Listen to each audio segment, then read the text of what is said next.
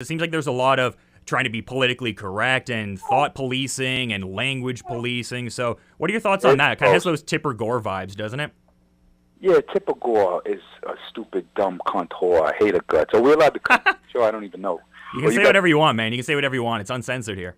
Yeah, but yeah, here's the weirdest thing that's going on. I say it all the time. It's like when I was young and before I was born even, it was always like the Catholic Church will condemn your film.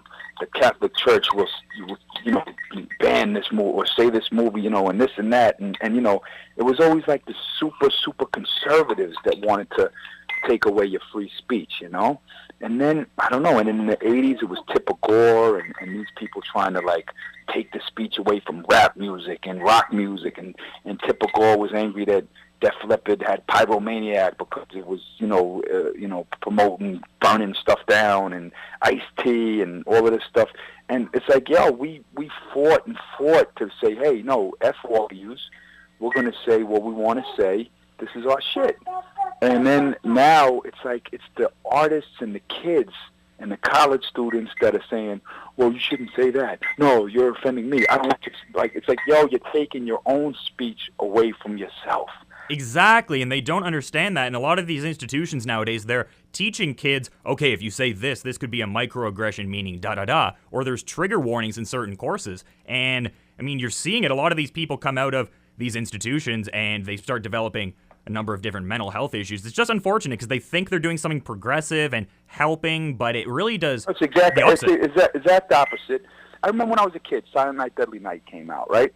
Yeah. And all the friggin' conservatives went on TV oh, they're desecrating Christmas and blah blah and ban this film and everybody was like, are you guys idiots? Are you kidding me? Who are we?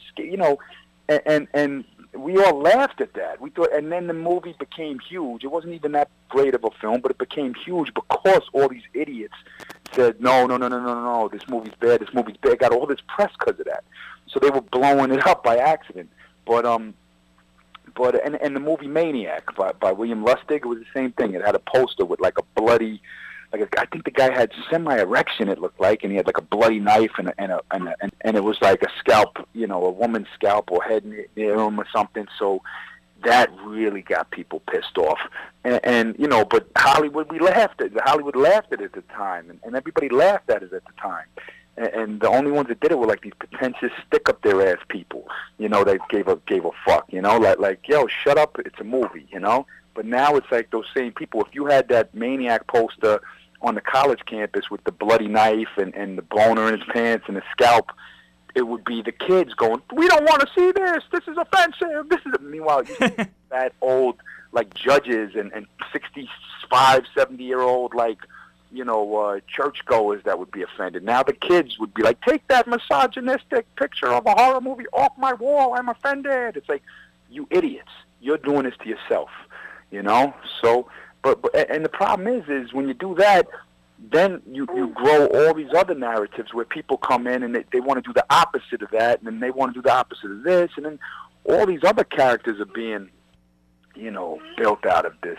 All these other people are becoming famous and becoming heroes when they're not heroes because they just want anybody to fight that system, That's why, look at our president, Donald Trump.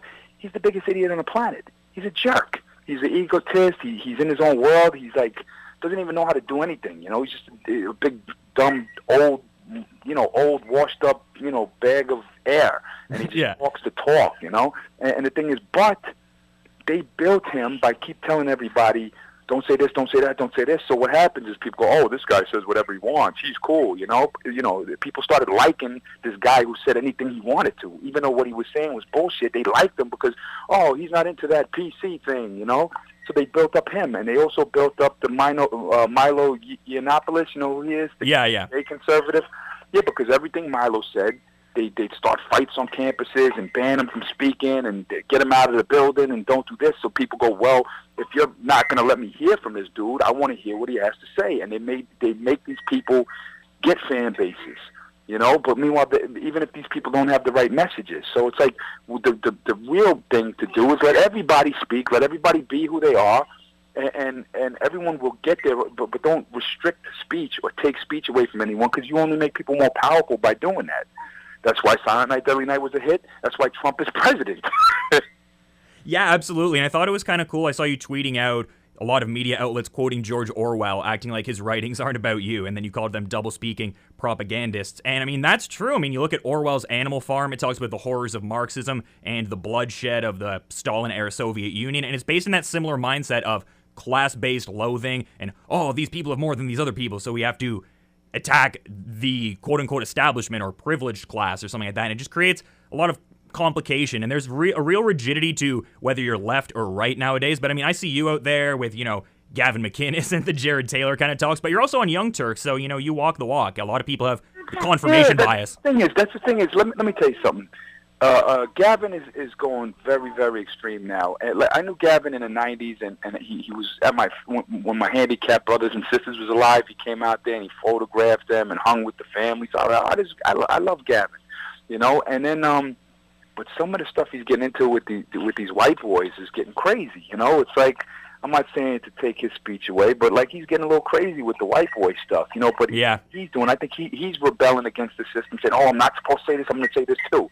But the thing is, so I know Gavin for years, and he from day one, since the Vice days, he wanted controversy. If you gave him controversy, that's what he took. And somebody like Cenk from the Young Turks is the most left dude on the planet, and I love the guy. I don't agree with everything any of them say, but I agree with a couple things that each one say. But I think everybody should talk, and you can talk to the most left-wing dude, the most right-wing dude. You can talk to everybody. Conversation should be had, because if you're so much smarter and your opinion is right, why not have a conversation about it? Why go, no, I just won't talk to them and I won't let them, I'm right and they don't even, deserve my opinion. So why? Are you afraid your opinion might get, looked at differently, and you might see that you weren't right to begin with? What are you afraid of?